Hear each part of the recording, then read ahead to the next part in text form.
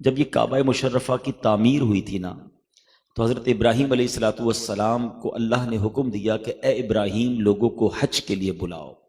اس کا مطلب یہ ہوا کہ یہ آج سے تقریباً 5000 سال پرانی بات ہے، مور دین 5000 ایئرز تقریباً ہو چکے ہیں۔ حضرت ابراہیم علیہ السلام نے کہا کہ یا اللہ یہاں تو کوئی رہتا ہی نہیں ہے، اس وقت تو مکے میں آبادی بھی نہیں تھی، صرف کعبہ کی تعمیر آپ نے کی تھی۔ تو ارشاد ہوا کہ تمہارا کام آواز لگانا ہے، ہمارا کام تمہاری آواز کو پہنچانا ہے۔ تو اس صفا کی جو پہاڑی ہے نا، حضرت ابراہیم صفا کے قریب جبل ابو قبیس پر کھڑے ہو گئے اور آپ نے لوگوں کو حج کے لیے بلایا، اے لوگو اللہ کے گھر کے حج کے لیے آؤ۔ تو روایتوں میں آتا ہے کہ اس وقت دنیا میں جتنے بھی لوگ تھے، آج تو سیٹلائٹ کا زمانہ ہے، انٹرنیٹ کا زمانہ ہے، ہماری آواز ٹی وی چینل یا انٹرنیٹ کے ذریعے دنیا میں پہنچتی ہے۔ بیفور 5000 ایئرز، 5000 سال پہلے وہ آواز پوری دنیا میں جتنے لوگ تھے سب نے سنی۔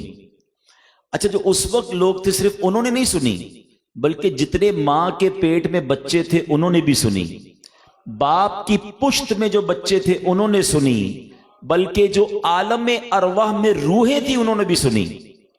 اور روایتوں میں آتا ہے اس وقت جن جن لوگوں نے یا جن جن روحوں نے حضرت ابراہیم کی اس آواز پر لبیک کہی، سبحان اللہ، روایتوں میں آتا ہے جتنی بار لبیک کہی وہ بندہ اتنی بار حج کرتا ہے۔